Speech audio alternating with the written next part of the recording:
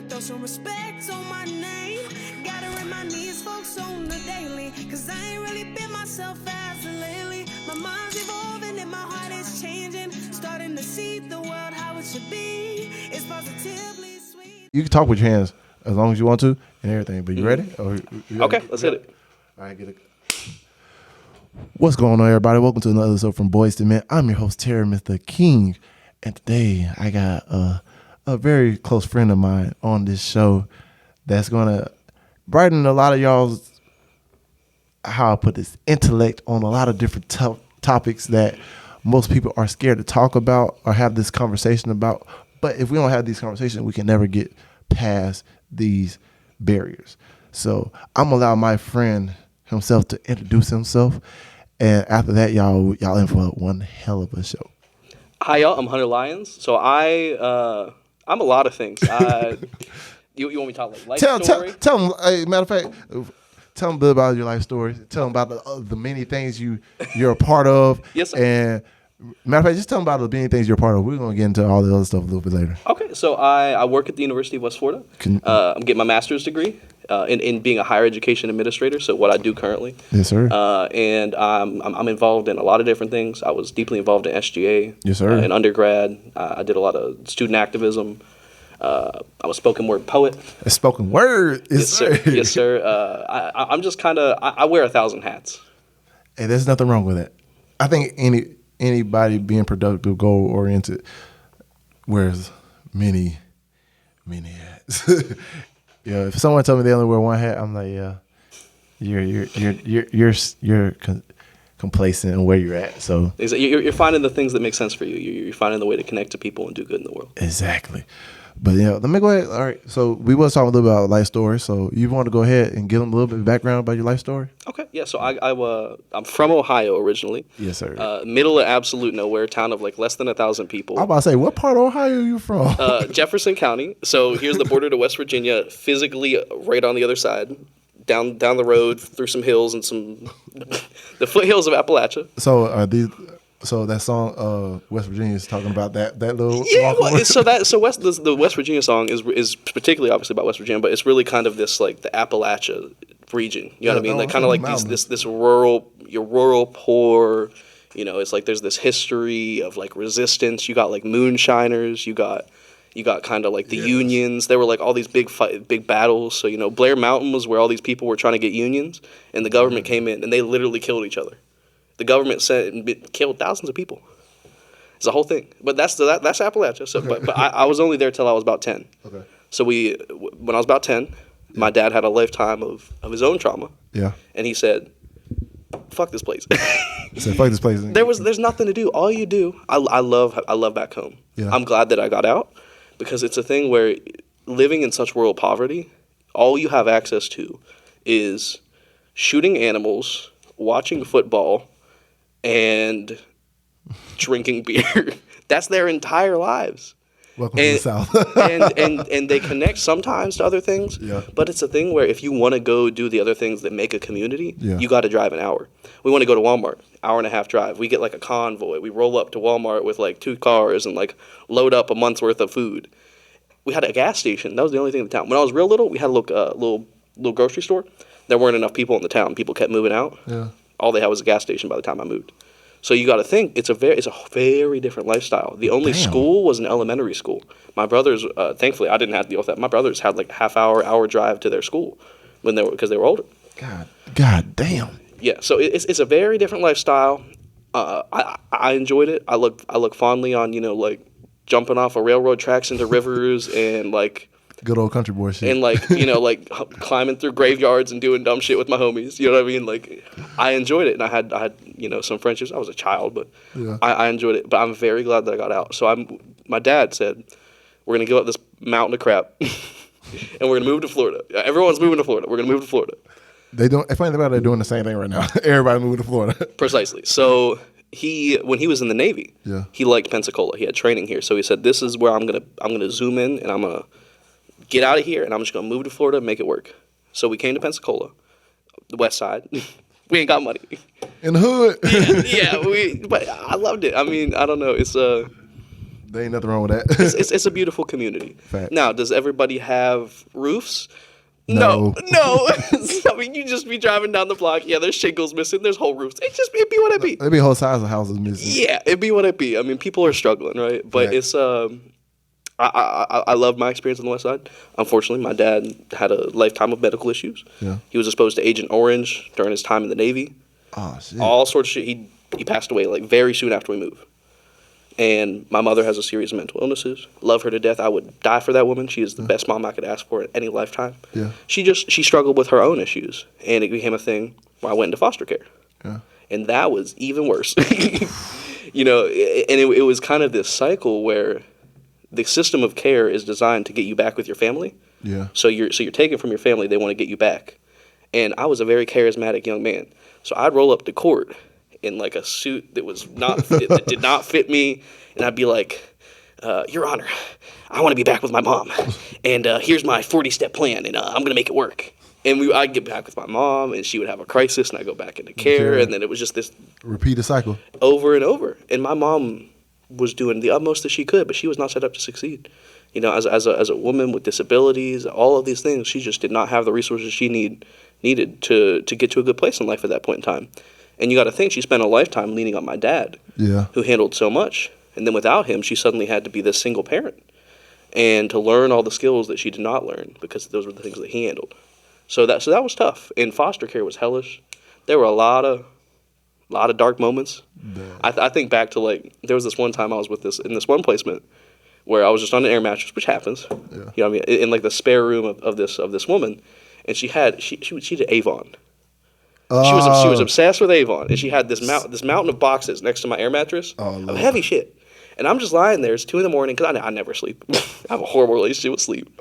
That's just part of how I've coped. Is I'm up at night. That's when I can be myself. That way you can think and everything too, and like sort out what I'm gonna do with my life. Yeah. So I'm up at night, and this mountain of boxes falls on me at like 2 a.m. and it wasn't loud, so nobody knew. I dead ass was just like.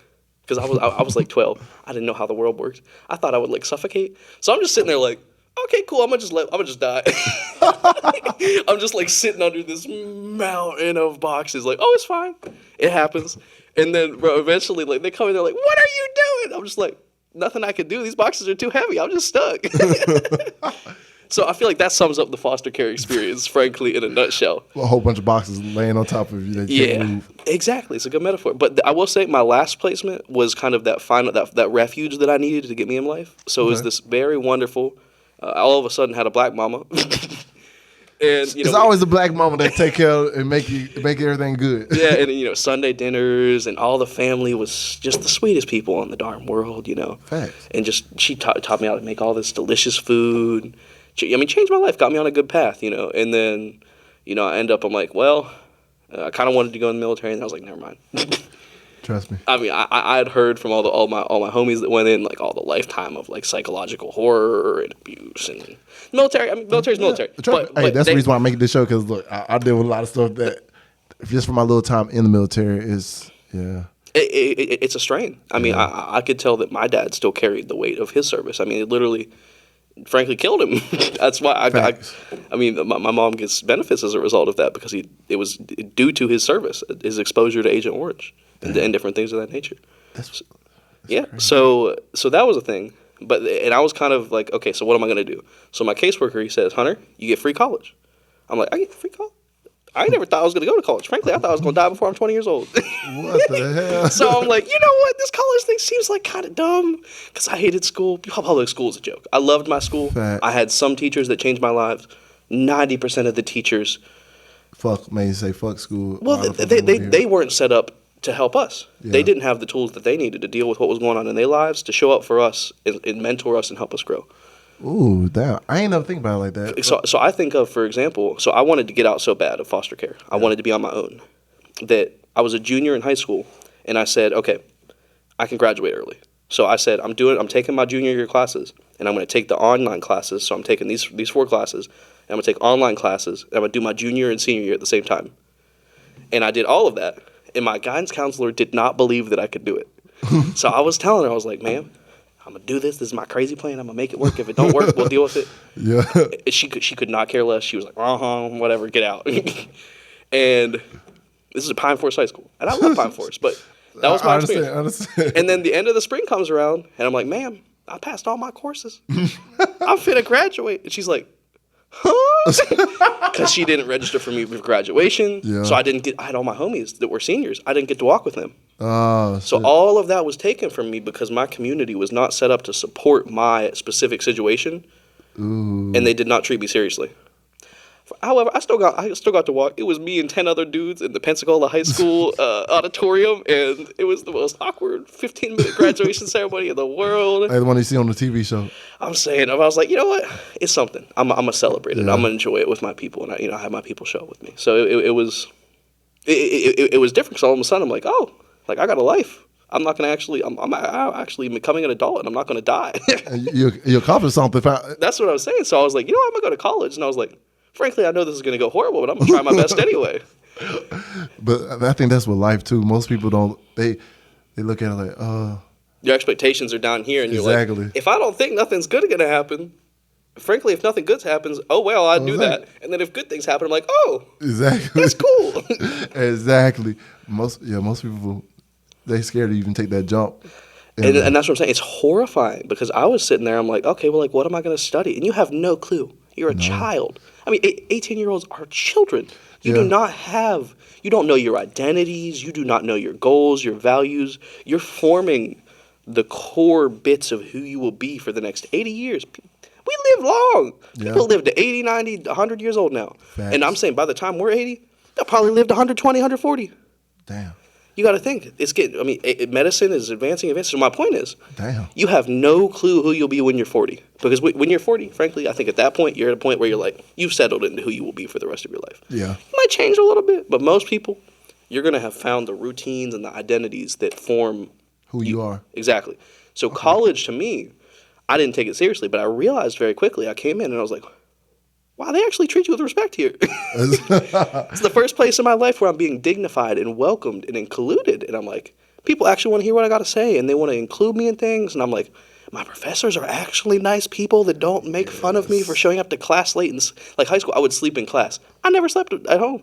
And I would get harassed by teachers because they're like, oh, you're so lazy and sloppy. I remember I failed my algebra class, ninth grade, because my teacher would come up and whack me with rulers.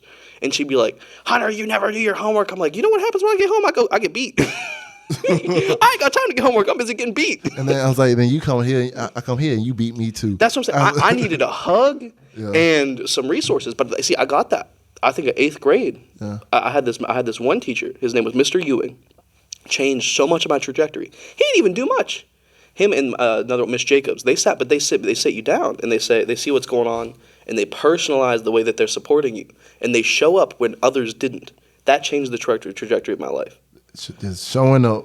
Most people don't understand. Like if you show up for your kids, it changed everything. It changes everything. It's the trajectory. It's like where I was going to land at McDonald's. And they gave me that little boost, and I went past McDonald's and landed at university.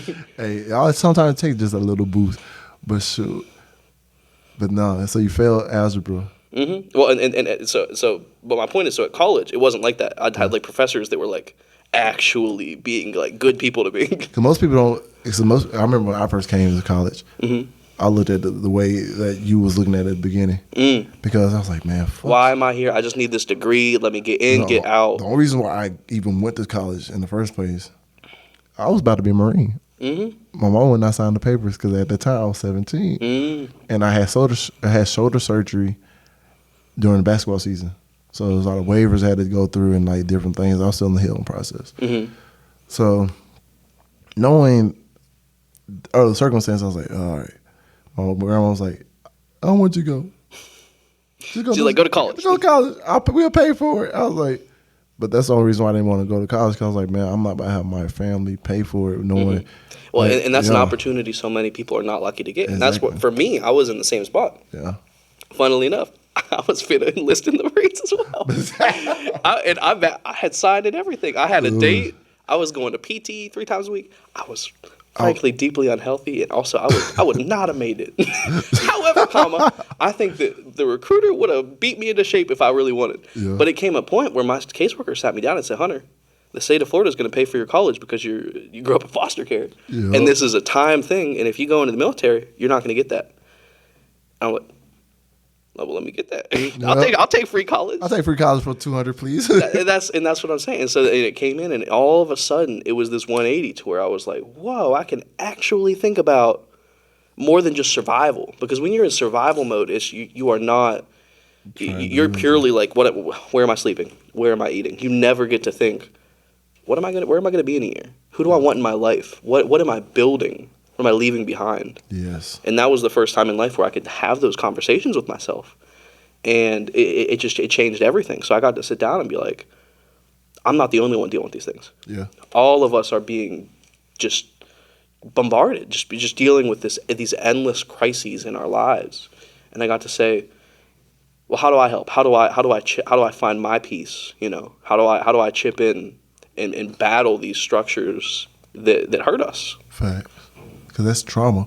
Mm-hmm. A lot of traumatic experiences that overlap each other, it gets so many kids down because they're like, man, all they get used to is being let down and just more trauma. Mm-hmm. So they never know these cycles. Exactly. And then, like you said, really funny thing about it, you graduating, kind of, and the teacher talking to you that one time, mm-hmm. kind of shifted your whole trajectory of your whole life. Yep. And I'm not gonna say you could have made it a Marine. Anybody can make it as a Marine. No, but that's the thing. I have buddies who didn't get that, and they went into the military. And I think of the where they landed. They landed 4 years later with way too much debt, a Camaro that they don't need. Trust me, when you get in the military, the first thing they give, when you get a credit card in there, and they don't teach you your financial. I'm saying, bro, and a GI Bill that they will not use, and a lifetime of more trauma. What they needed was careful guidance and support and community, and what they got was get in line and do your shit. Yeah, no, because the funny thing about it, when we come down, like how I told you, my mom, them told me not to go in the military. See, when it came to the time when I actually just decided to enlist in the military, the same people that told me not to were just harassing me, like, well, shit, nobody else wants you, Uncle Sam wants you. So I'm like, bro, I feel like I'm displaced because I do not feel like I'm at home here. Mm-hmm. And one, you the reason why I'm not already where I was trying to be at. And you ended up serving, right? I ended up going to the Navy instead of the Marines because they're the first people to call me. That's really what I was like, that's why I was Marines, because the Marine recruiter was the nicest one, and she went above and beyond, and so I was like, you know what, like, you guys can be the one that get me. Exactly. No, and like by them being the first people that called me, mm-hmm. You know, I know I could have went to Marines office because like my mom whole big thing. The grandma was like, "Oh, Marines, you're the only son. Your mom's the only son. You're gonna die in combat." I was like, I'm the only son. I mean, I can't go mm-hmm. technically. But the job that I had was paralegal, so I was being like legal assistant. So I could have been. What was that like? How did you? I didn't go. I didn't get that because I didn't go Marines. So I went in the Navy. Oh, I'm talking with Navy. So what was your? I ended up going in as an engineman because I turned down everything they had to do with coming back to Pensacola. Because I was so tired of. You didn't want to bounce around the world. Exactly. I was like, man, I don't want to be here no more. I didn't want to be in the location no more. And at the point you see certain friends out there spilling in the world, I'm here working at Kids Foot Locker. And I was like, bro, I got something. How do you escape this? Exactly. And the way I escaped it was military. That's what I'm saying. We all are searching for that way out. You know what I mean? Exactly. That key out of poverty, out of destitution, out of hopelessness. Because at first I had to look at it, it's like, man, Mom, y'all the reason why I'm even at school. I ain't even want to go to school. Y'all made me go to school. Mm. And then, even though I had a choice at the end of the day, but I didn't realize that because I lived with my mom and grandma. Mm-hmm. So at the time, I was like, I really don't got no choice. My grades wasn't good enough for me to go USA like I had planned it. Mm. Actually, I planned the last couple months of high school. Oh, I'm excited I'm going to college. Yep, I was the exact same. I applied this 2 months before my first semester. So I had to go to PSC. Literally, my first semester was fall 2017. I applied like July. That's literally how it is. And then look, because nobody's there to hold. Like you think many people are fortunate to have somebody that sits them down and says, "Let's set your goals." They do that 3 years in advance. People like us. We all of a sudden somebody's like, hey, you're gonna walk in 2 months, and then they leave, and you're sitting there like, what do I do? Nobody's here. School, like after school, I was like, damn, what's next? It's like sports didn't work out because of injuries. I couldn't go to Marines because family. I was like, fuck, what am I supposed to do? So I went to college, started working the job, created more debt. Then I was like, man, I can go in the military. At least I get somewhere to eat and sleep, and then I can go see the world. They fucked up on my contract either way because I actually was supposed to be reserved because plan was to come back here, finish up school, then go in as an officer. And they were like tuition assistance, things like that. Yeah. But the fine print. No, they actually just fucked up. Because when I went to it'd be like that, frankly. When I went to when I got out, they give you your original contract. And it said clear as day. Reserves. I was like, y'all bitches motherfuckers don't fuck me up. So they put you in as active duty? Yes, I got stationed in Hawaii, which I do not regret one bit because the relationships I made in active duty and the friendships, like, and the growth. I mean, the growth in general. It's sink or swim, and you got to make it. And I saw. But see, you didn't drown. You're here today, and frankly, you should not have had to sink. Yeah. But you sunk, and you came up grasping for breath, and you landed here. Back to the place where I back home, back here, back where I ran from. And it's so funny. It was like ran to circles. But man, all right. Let's get into deeper more about you because these people need to know more and more about you. Okay. Because hey, you're a part of a specific type of community. Yes, sir. That also experience a lot of hate towards that community. Absolutely. Which is called, I call y'all alphabet people. The alphabet mafia. Look, that's alphabet mafia. Yeah, all right. I think I told you there's too many damn letters for me to keep up with. There's just more and more acronyms. And they keep adding more and more. So I'm like, you're just the alphabet people now. Yes, sir. The alphabet mafia, the council people, cancel them now. You're the LBGT community. Yes, sir. Yeah, I am bisexual. Yes, sir. All right. Well, I don't know. Did you come out to your parents before your father died, or was this like? It's a thing where I see that's the thing. To unpack your identity, you got to be in a place where you're safe. I didn't even really grapple with that till I was an adult. Dang. And it's a thing where like coming out is such a weird concept. People have this concept that I'll you're say like finding yourself. I say more like finding yourself. No, exactly. But what I'm saying, so as an adult, it was where I sat down and I was like, this is just how I live. Yeah. There are people who have goodness in their heart and who bring beauty to the world, and I just want to admire those people. Yeah. I mean, frankly, it's just that simple. It's the end of the day. Whatever body, whatever person, whatever vibes. If we're on the same wavelength, if your vibes match mine, boom. Simple as. But it's a thing where coming out's so weird because people have this concept that you're here and you're in the closet, and then you come out. But everyone lives in 1,000 different layers. So think like this. I am out to some of my coworkers. It's not a conversation I've had with some coworkers. Yeah. Now my coworkers are very nice people, yeah. and I think that there would be nothing bad there. Yeah. But it's a thing where think of it like this. That you have identities that are forward facing, right? You as a black man will be perceived as a black man. Yeah, for the rest of your life. I want you to think of people who are white passing, right? Yeah. It's the same thing where when you enter a space, people perceive you as the default. The default is a straight cis white man. Yeah. So people perceive you as that default.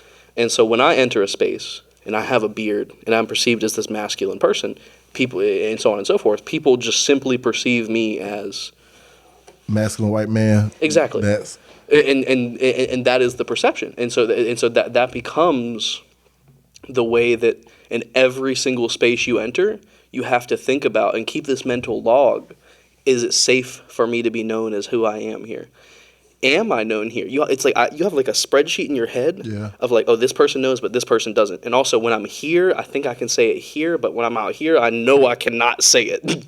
And you have like literally this list, and you're right, like it's threat analysis. You're frankly calculating. If I tell this people, how they're gonna react. If I tell this person, am I gonna be denied job opportunities? Am I gonna are they gonna go around telling people that I am not comfortable telling? Is this something where I am very privileged to not have dealt with this? But I mean, we live in the South. Yeah. People get hurt. Yeah. People get beaten. People get shot. People get killed. Right. And so That's something where I'm very thankful to have dealt with very little, the violence associated with hatred. But that's something that's a calculation, you know what I mean? It's like, Facts. as you're living your life, you're always ready for that. Damn. Well, now, I could, yeah. And I see you deal with this as a black man every day. I see that with a black man as well, because like you said, because a lot of these struggles that most people don't see, like when it comes to race or sexuality or even religion, it's like they put you in this box, and they will really torture you because you're a certain type of way. Your beliefs are not the same as theirs, and it comes real. How do I put it? Terrorist, like. Oh, I mean, it's hate violence. I mean, it's hate crimes. It's frankly. But yet, when you do it to them, it's called. Oh. All different types of yeah, but no, but I remember you told me you was I remember the beginning you said spoken word. Yes, sir. I'm a poet. So I know you got some poetry about the LGBT community. Yes, sir. Well, it was basically about what you just talked about. So two things. One. Okay. So words are weird, right? Language matters so much. For me, the word I like, and this is a contentious issue among, as you say, the alphabet mafia. Yeah. The word I like. Yeah. Now, again, contentious, very nuanced. The word I like to say queer, because queer, when you say queer, it's a reclamation, because that is a word that was thrown at us. Yeah. That was used as a method of violence to suppress us. That y'all using to empower y'all. And now I'm saying this is a word that I reclaim. You do not have power over me. Two, it is frankly just easier. Yeah. Rather than saying, and that's not to say, I see the value. So if you look at the acronym, right, the current like expanded alphabet is like LGBTQI2S plus. And even, but see, the issue is people say, okay, we're missing people, right? Yeah. So LGBT, you're missing intersex people who are deeply valid and also deserve respect. Yeah. You're missing asexual people. You're missing indigenous people, right? So that's the 2S, two-spirit. So you're missing these people when you say only LGBT.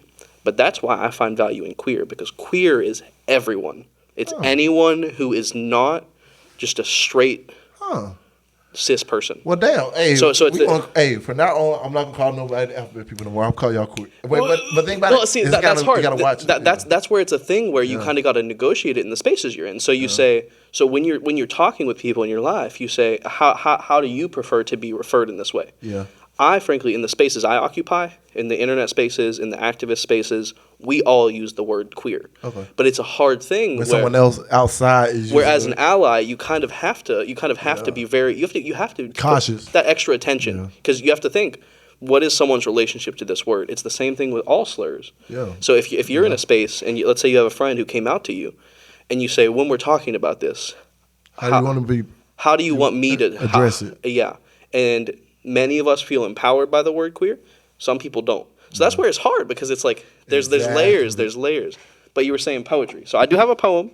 I know you got to have something. I got hundreds of poems. I have never met no spoken word person that if it's something about their life, they got some poem about every little topic. Well, and that's the thing. It's art. I mean, it's really you tune into what's going on in the world, and you want to get it out. Yeah. You need some way to express it, to capture that feeling in your gut, and to just throw it, to scream into the void. So I scream into the void through poetry. That's good. You scream into the world through podcasts. Yeah, we all have our outlets. Think about like that. Some people paint. Some people break shit.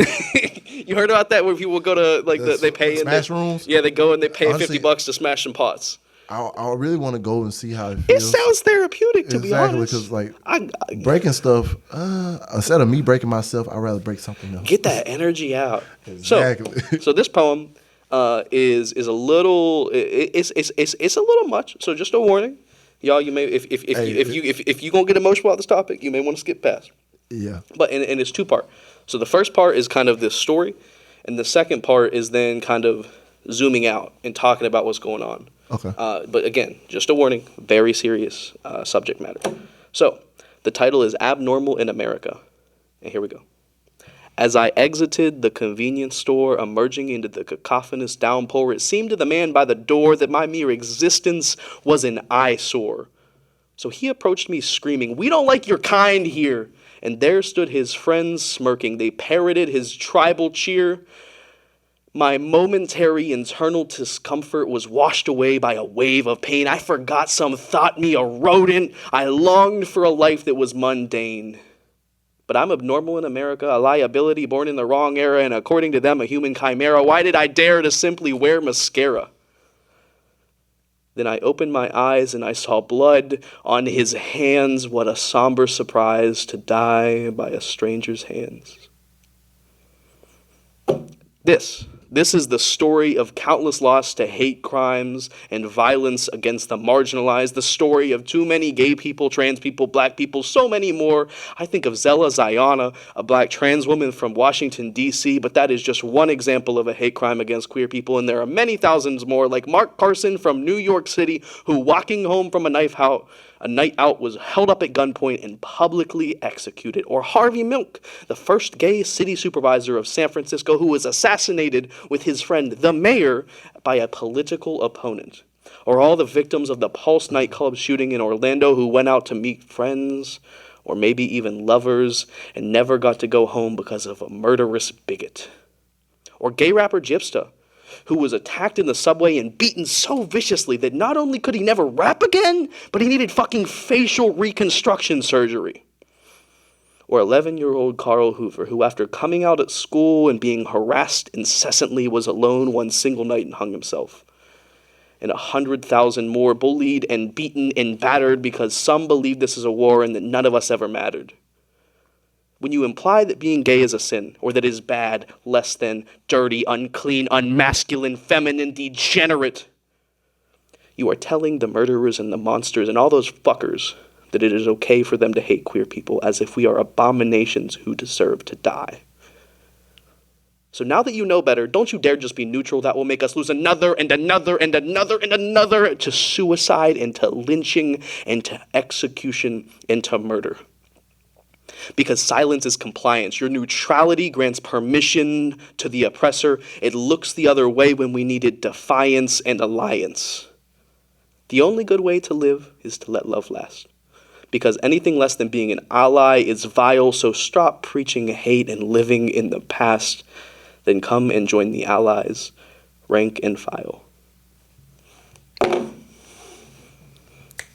Damn, you had me over here, like, I'm zoned in, like, damn. Yeah, that's a lot to unpack. Because the type of men, and mostly that do that type of hate crimes to those people, they're not all men. Because a lot of people, like, I got gay friends. Mm-hmm. A couple of my gay friends came out to me. Mm-hmm. I said, yeah, it's cool. I've been to you was gay. And it was like, you just now finally saying it. Yeah, but I mean, people be staring at pretty bad. It happens. I mean, it's not like... I'll be like, bro, we knew already. He's like, what? I was like, yeah, bro. It ain't going to change how I look at you. You just living your life. I just said, just don't try me. I don't go that way. But I was like, hey, I'm with you. I'm cool with you, but I don't swing that way. But yeah, it's like, and I would hate any of my friends that are gay or queer or any type of lesbians or anything to be treated like those people in that poem, because life is so precious that we always try to find the differences and belittle them so much, where we missing all the points where we're so much alike, and the good that is in people. And people simply want love, and some people, this is the other thing, some people don't even want love, and that's equally valid. But so that's the hard end. The hard end is it's a knife, it's a gunshot, right? All of the shades of violence that apply to queer people, that apply to people of color. I mean, it's a whole shade. So it's like it's somebody. It's the comments at work that keep you up at night and make you wonder that if your coworkers hate you. I don't deal with that, thankfully. My coworkers are angels. I love my coworkers. But I have friends that deal with these things. It's being in community and being seen as vile and living, breathing day in, day out, knowing that people see you this way, that you cannot simply be who you are. Damn. And that's the messed up part about it.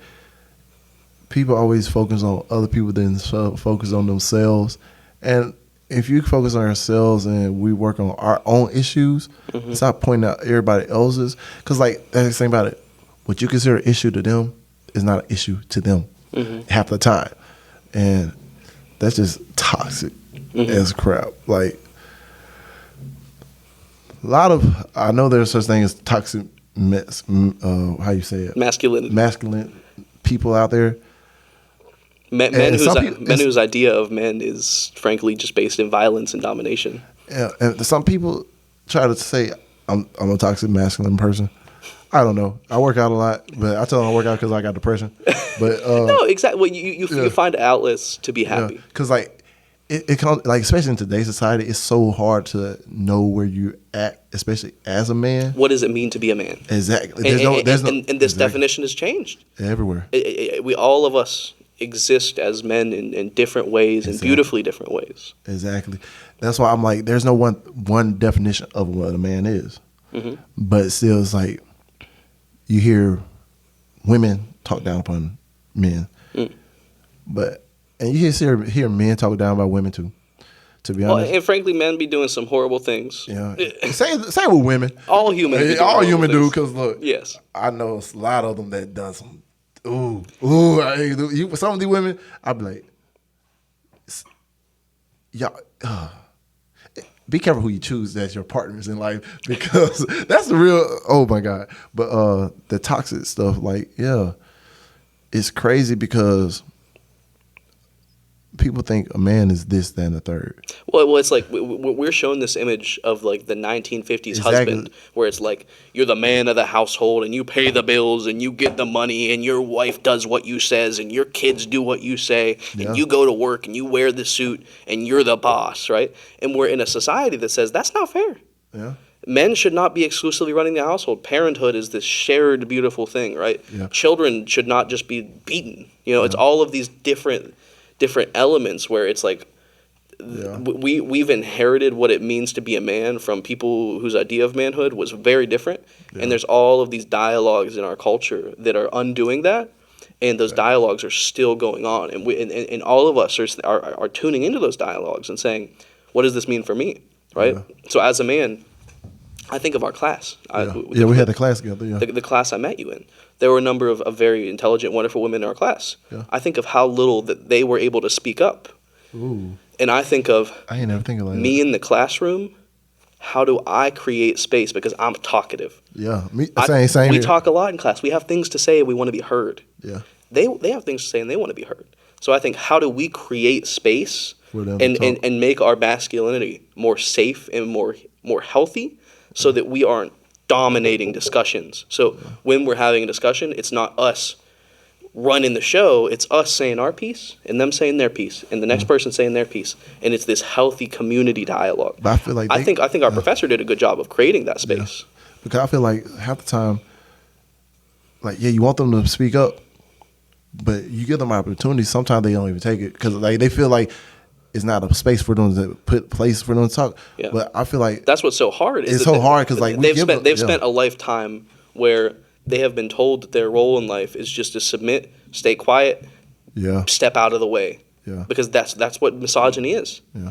It's literally, it sidelines women, and all of us play a role in unlearning that and dignifying women and empowering them.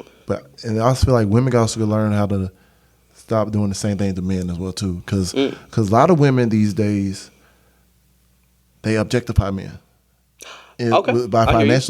Financially, height wise, body the same way too. No, yeah, exactly. Body positivity is a huge thing. Because like the same way, like I feel the discourse where people are like, I only want to date someone who's 6 foot tall. Yeah, or I only want somebody who already owns a house and makes 6 figures. Exactly. Yeah, but they don't want a guy. Wait. Fuck up, Siri. You gonna edit that out? Oh yeah, I always edit this part. Okay. All right, but no, it's like how women don't want to be objectified by how they look, their body, or what they wear. Yeah. I feel like they should not be objectifying, turning that. Yeah. I feel like this is kind of a broader thing Because what you have is we're saying let's deal with misogyny, but misogyny is one piece of this bigger puzzle. And so that's why I would say for me that's why I value so much intersectionality. Yeah. Where you're thinking about yes, misogyny created this world where women are marginalized.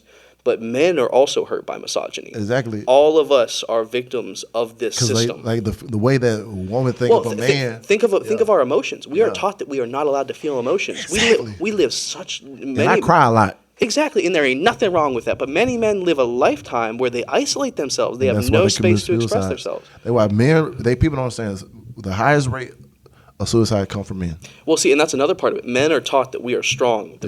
Men buy guns. Yeah. So think about, you got a gun in the home. Yeah. You had a hard day at work. Your grandma died. Your kids hate you. The dog died. It's 20 years later. You hate your life. You come home. That gun's in the closet. That gun's staring you in the freaking face. Yep. And you're sitting there, and for 2 years, you're joking yourself. You're like, I got that gun. I could just do it. Yeah. And then 4 years pass, and it don't get no better.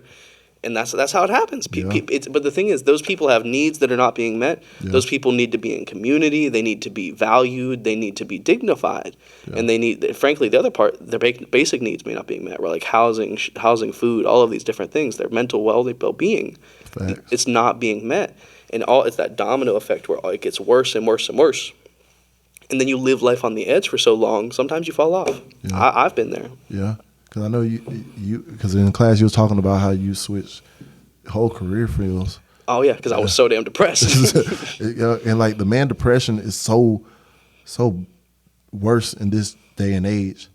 Because we're told we have to keep it inside. Because like now, even to the point where like we do open up to certain people, some of them women turn around and use that against us. Oh, it's a roll of the dice if you're going to have somebody that is going to engage with that in a healthy way to get you on the path to healing. Exactly. And then on top of it, too, you got women that belittle you because, like, one, if you don't have certain, like I said, money and other circumstance. So you're telling me I'm less of a man because I don't have this? I'm like, so how you going to tell me what my definition of a man is when you're not even a man of your own? It's just like me telling a woman what a woman is, and I'm not a woman. So I look at it like there's such a... You are a whole and complete and valid human. Exactly. And it doesn't matter if you're making six figures. Exactly. That's what I'm hearing. Exactly, because like at the end of the day, people look at it like this. This is the window for what is a man or what is a woman. This is what they believe. You got to be in this box. When reality is... We got to shatter that window and it could be anything. No, this is the reality. Boom. Take the hands away. It's the whole world. The whole world. There's no one thing that makes a man, and there's one thing that makes a woman. And until we get over that part where we trying to say, no, a woman do this, a woman do that. No. Yeah. What a man do, this is what a man supposed to do, this is what a man do that. No. That might not be the type of man that you're involved with. I mean, frankly, for me, I would love to be a stay-at-home dad one day. Oh, trust me, I'm working on that right now. That's what I'm saying. What a dream. You could sit at home, nurture these children, give them the advice you never got, and also, then you got time to do the things you want. Then you got time for your podcast. I got time for my poetry. I got time for the things that matter most, because like most women still think, oh, man supposed to go out there and work and everything. I told that's why I'm probably happy off single, because if I ever date a woman, I'm like, you gotta be equally yoked. You want to just share that responsibility. I want to share it with you because we're in a partnership. Like you said, this is a partnership. This ain't no 50-50. It's 100%. I'm giving 100, you giving 100. Yeah. We're gonna make this shit work. And sometimes you got to show up for them in ways that you didn't expect, and sometimes they got to do show more. up for me. But it's a give and take. It's a two-way road. Yeah. But no. So you say you quit. I remember you quit your one job because you were hella depressed. Well, I completely switched career fields. Because you was IT. So when I was little and I went to college, I was like, I like computers. I play video games. I play way too many video games. I've always played video games. Nothing wrong with video games. They got you paying bills now. So told you, Mom. Yeah. So I was like, I love computers. I guess I'll major in computers. I said that to them. They're like, oh, IT, cool. So that's where I ended up, right? And I studied it, and I loved it. I learned to program. I learned to be a systems administrator, database administrator. They teach you a little bit of everything, right? This buffet of career field so you have the nothing wrong with the buffet. You got the industry, and then they're like, oh, you get a little sample of this, little sample of that, and all the different subsets of that industry. And it became a thing where I tried many different jobs in that space, and I was just deeply unfulfilled because just simply sitting at a computer or simply performing technical tasks to me was insufficient. I want to connect with people, and I needed a role where I could balance my love for technology. And because technology to me is something that unites people, it's something that gives us the means to bridge gaps. I think of like, you know, the internet, right? Yeah. The internet is just the newest form of communication. I mean, it's the printing press of the 21st century, you know, in the 20th century, and it simply revolutionizes the way that we communicate and interface with our community, with our people, with our family, with our friends. It's changed everything. Yeah. And so to me, I see that as a deeply beautiful thing. And also, I mean, people have the opposite opinion, right? That it's horrible. Frankly, it doesn't matter what we believe. It is what it is. This is how we use it. The internet exists. It's not going away. Yep. So we use it now. So I think of how do we get people in these spaces that are going to shape technology and the way that we use technology in a healthy way, and also use it to continue to empower people. And so that's what I was all about. Is I want to find ways to marry my love for technology with my values. And so I said, you know what? We talked about I found myself in college, right? College is where I first felt treated with respect. I was like, you know what? I want to work at a college. And look where you're working at now. I'm working at a college. So I said I've had these mentors, because I mentioned that one middle school teacher. I had a dozen of him in college. Yeah. I had so many people, so many wonderful people that work on this campus that changed my life. And I said, every single one of them, I carry pieces of them with me every day, and every single day, in every conversation, and everything that I do. All of the lessons that they taught me have propelled me to success. I shot over McDonald's and landed at the university, and now I'm shooting over to a career that actually can put me somewhere, that actually can help me help people. That's what's up. And so I completely switched, and gosh, it was hard because, you know, I was at the end of my bachelor's degree. I'm like, oh gosh, I already got it. I'm finna have a degree. You can't switch when you have a degree. Oh, you already got the degree. So I sat, and the biggest thing, my biggest piece of advice is you really got to connect to mentors. You really got to find people who understand what's going on with you, and you literally just be frank. Be like, I want to get lunch with you. And then you get lunch. I want to be where you're at. How do I get there? Yep. and they will give you the tools, and they will connect the dots. It's hit or miss. Sometimes you try to connect with somebody like that, they don't want it. Sometimes you do, but you'll find your people. You will find that person who you have a natural connection with, who matches your energy, who is a mentor that can an elder that can be there for you and show up for you in that way. And you'll find many of them, right? And you will be it takes a village, right? The quote, you know, it takes a village to always take a village, especially. Yes. Sir. Exactly. So my biggest thing is I would say when you're struggling in that way, when you're trying to think, oh God, I got a whole life, then how the hell are you supposed to know what you're going to do at 18? Nobody does. So, but, you know, really that's where it comes down to finding those mentors and really connecting and utilizing those long-term relationships and thinking, gosh, like, can you help me figure this out? Because they are already there. And if they love their job, if they love their space, their industry, they can give you the tools to think, is this something for me? Or can they point me in the direction of something that is more for me? Oh. So, what do you believe your life purpose is? Oh, that's a loaded question. So for me, the purpose of life is about it's about, like, we're talking about all these different issues, right? Yeah. So we're talking about here's things that are affecting gay people. You as a black man, you're interfacing with the black community. Now that I work in the higher education industry, I'm thinking of what's going on in higher education. You are a communications professional. You're thinking of what's going on in communications. Yeah. So there's all of these different spaces, and what unifies them? It is communities of people who are struggling. Yeah. The end. So here is this community of people that is struggling. There's 10 billion of those communities.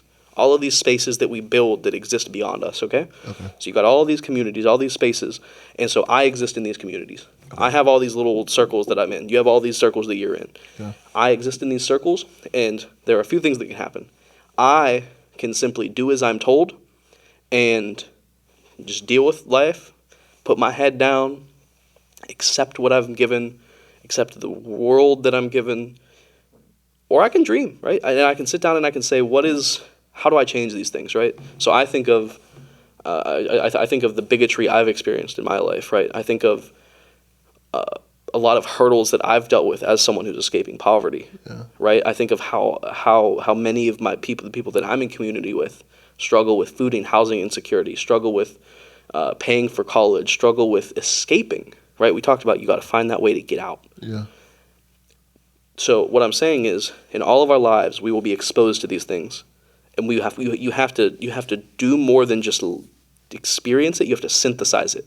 So you have all this trauma, yes. You got to find a point where you're at in life where you can sit down. You got all these boxes of trauma. When I was in foster care, you're sitting under all these boxes. You're suffocating. You're saying, "Bro, I'm gonna just die." Whatever. You got to start lifting. Yeah. You got all these boxes pushing you down. You got to pick up a box. You got to unpack the motherfucker. You got to take it out, and you got to, oh man, this was when I was beat. This was my guidance counselor didn't treat me with respect. This was when, I almost went in the military because I wanted to die. Yeah. Right? And you got to start thinking those things through. You got to synthesize it.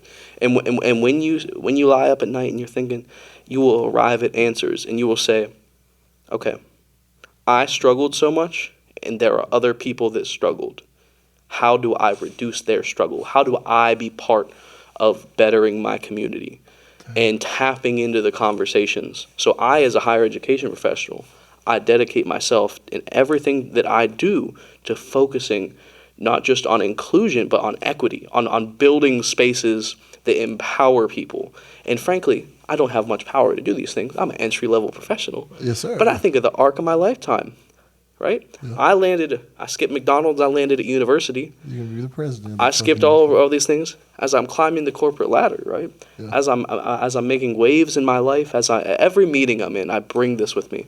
Something that really shaped me is I think of the people that didn't get out. And it is not my place to tell their stories, but there are people that I grew up with who died, people who killed themselves, people who overdosed, and it is not my place to tell their stories. That is their families. Yeah. Right? I think of members of my family who did not get out. Yeah. Every single room that I'm in, I'm not speaking for myself, I'm speaking for them. Not speaking for them, but I'm thinking of how abused and forgotten they were, and I'm thinking, how do we prevent that? From happening again. How do we make sure that every young person is dignified and has a path to success? How do we make sure that when you're there, you're not forgotten? Because it's everywhere. Think of elders. Think of people who are 50, 60. Yeah. There is so much elder abuse. The elders are forgotten. They live their lives in depression because they're isolated. They're sitting in their suburban houses with nothing to do. And nobody to talk to. That's what I'm saying. All of us struggle. So if all of us struggle, and if I struggle, and if I can help understand that struggle, then I can help destroy that struggle. I can help better my people. And my people is different. My communities that I'm a part of is different from you, is different from somebody else. Yeah. And so we all tune in to what's going in our community and play a role in bettering our community. Damn, that's true. Boy, you just hit me with I feel like that was a poem. I'm very existential. Hey, I feel like that was a poem this is how my brain thinks. Every single thing I do, that's what I'm channeling it through. I'm thinking, how do I lay a brick that builds a better building? And connects everything together. Mm-hmm. Shoot. Man, do you got a poem for that? Because I feel like hey. I got a poem for everything, my dog. Look, I felt like that was a poem, but I feel like you got a poem. Oh, absolutely. This one is it's a little shorter. Okay, hit me. It's untitled. So much poetry is untitled. Okay. So much art is untitled. Titles are hard things. I am art. Yes, sir, you are. But muscles. but art is hard. Putting words to what art is hard. Yeah. But this one is about community. It's very metaphorical. Okay. And it's very short. Okay. Hit me with it. A broken community is an unwatered garden. Not an eventuality, but a sign of failure. A broken person is simply that garden's bounty. But even a poor harvest can sustain you, though it takes the gentle care of one's careful elders to turn nothing into a family dinner. A wilted rose tells us nothing of the flower and everything of the gardener. So we are the wilted roses. We are the people that were abandoned and forgotten and marginalized. And the garden is this world. You know what I mean? And it's not we that are broken. You are not marginalized because it's the system that's broken. Exactly. And then how do we heal? How do we heal our communities? How do we fix these systems? How do every one of us get in and challenge every bit that builds up to result in these outcomes and better ourselves. And it's everywhere. It's everything. It's every job. It's every person in the entire world. Because one of my friends that actually was on the podcast, he supposed to be coming on for a second episode. We're talking literally about the systems of the world and the systems of, like, not even just the world, religion and everything too. Because it's not the religion that a lot of people rebel against. It's the system that is it's oppressed. the structure. It's the church. It's a system that they oppress upon it. Because the system of everything, like, systems actually what gives them more disconnected from each other.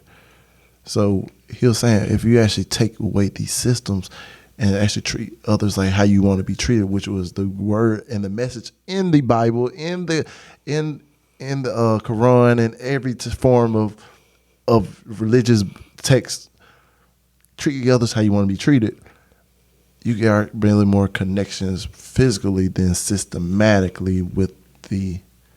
I hear you. No, So I hear you. and when he said that, he had me at an awe. And look, this is like literally moments before my birthday. So like he drove me out for my birthday, get up in there and like hit me with that nugget. So my mind was just blown. And you sit on that, and you stew on that, and you think on that. Exactly. And the other thing is, when you get those conversations with yourself started, you finish that conversation 3 months later, you got to keep pushing yourself. You got to keep thinking, For more understanding. How do I challenge the bounds of how I consider the world? How do I expand so that I'm not just fighting for me, I'm fighting for everybody. We are all here to uplift and support each other. Exactly. But most people don't even see that, man. Well, but see, that's intentional. We are intentionally isolated. Exactly. Because the world wants to stay the way the world is. In all of the structures of the world, the news media, the education system, all of these things are internally stable, and they create and reproduce themselves generation after generation after generation. And so it's a matter where we're challenging the boundaries. We're looking outside of the scope of what we're given. Outside of the norm, trying to find a different way to do it. Whether it's sexuality, whether it's your career, anything. Yeah. Dang. Bro, this whole episode had my mind just freaking blown. Bro, oh man, damn. Man, but Hunter. Yes, sir. I know we're about to come to the point where we're wrapping everything up. I usually tell this part, I was like, tell everybody, leave biggest takeaway from the episode, but we're gonna do a little bit different this time. Okay. Because your poetry has been real powerful.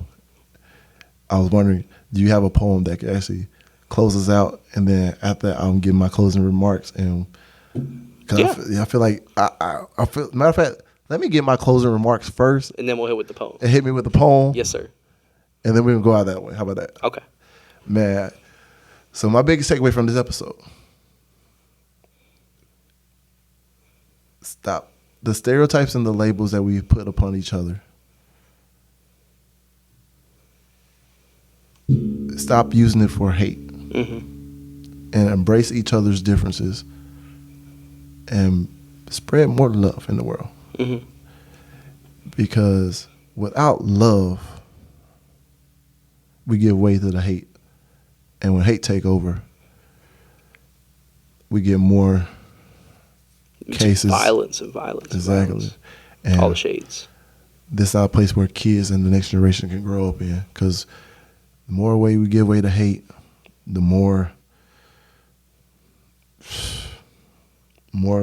bodies in the street. I mean, the more people hanging. More pieces of hell that we let loose on this earth. But go ahead and close this out with a poem. Okay. Well, so I feel like we're talking about structures. We're talking about violence, right? Yes. We're talking about how people are hurt by this world. Yes. I feel like this is one of my favorite poems that I've written. Because this zooms in on one particular one. And I feel like this is a good example of when you're living your daily life and you're thinking about these systems and you're thinking about your relationship to these systems and you're thinking about what are the failures, what are the shortcomings, how do we address that? How do I deal with this in my community? Yeah. How do I amplify that message outside my community? So this is something that I haven't dealt with, but it's about, I like to think about everything. This is about the immigration system. Okay. But I feel like it's a good metaphor. It's a good stand-in for any of these issues, because it's about the failure of a system and it's about the expectations. So the original poem, this poem's a parody. Okay. The original poem, you can Google it, is A New Colossus. So it's the Statue of Liberty. When they were dedicating the Statue of Liberty, there was a whole thing. They basically selected a poet, and the poet wrote a poem that was about to capture what the Statue of Liberty meant. Yeah. And so that poem, very briefly I'll read, was about kind of the image, the meaning, the values behind the Statue of Liberty. So it's really about, you have people across the world that are struggling, and they can come here and live the American dream, and they can free themselves and better themselves and be in community. So that original poem, you can Google A New Colossus, was give me your tired, your poor, your huddled masses yearning to breathe free, the wretched refuse of your teeming shore, send these, the homeless, tempest tossed to me, I lift my hand beside the golden door. So that's the original. Okay. That's her saying, this is the Statue of Liberty, it is beckoning to the people of the world, come to America, this is your liberation, right? Yeah. That's the message. It's saying, this is your home. This is the home of the downtrodden, who we uplift. Facts. And what I'm saying is that image, that story they've told, has failed. We are not living up to that image. No. The way our immigration system is built, the way our economic system is built, all of these different things do not live up to that image. Okay. So this in particular is just a parody of that. And the title is A Colossus Fallen, because the original is A New Colossus. So it's about this big, beautiful statue, right? And that's built on, it's the Colossus Road, it's the whole thing. We go down that tangent. Gotcha. So the original is A New Colossus. It's saying that here is the new world order, right? The old Colossus, right? Greek. Obsolete. That's how the world worked then. Here is how the world works now. And the metaphor was that the Statue of Liberty is a metaphor for how the world works. Yeah. So my iteration on that history of art is saying that metaphor is beautiful and wonderful, but it is not the world. Yeah. It is not the reality. So I am saying that the new Colossus is fallen. Okay. Here we go.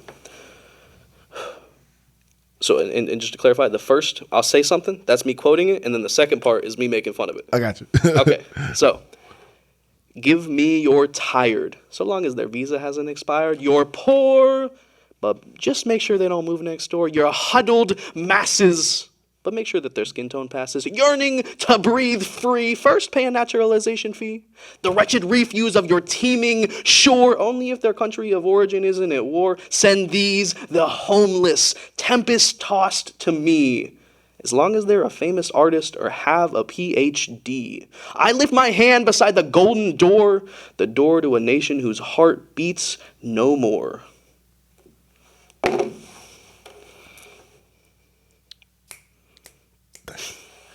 Man, remember this, people. Dream big dreams. Small dream have a little magic. And remember, how big would you dream if you know you couldn't fail? So I want to thank y'all for tuning in for this episode from Boyz II Men. I want to thank my friend Hunter for coming in and sharing. I want to thank all y'all for all y'all love and support. And stay tuned for many more episodes. And trust me, we're not stopping. I'm trying to propel over McDonald's and get to the college like you did. Yes, sir. Yes, you are on your path. Yes, sir. And remember, peace, love, and happiness. Y'all take care of yourselves. Yes, sir. Better throw some respect on my name. Gotta remind these folks on the daily, cause I ain't really been myself as of lately. My mind's evolving and my heart is changing. Starting to see the world how it should be. It's positively sweet like a half full glass of tea. And I know every day my grandmama prayed for me. Hey, and I know exactly what she probably say about me. Give that girl some love, joy,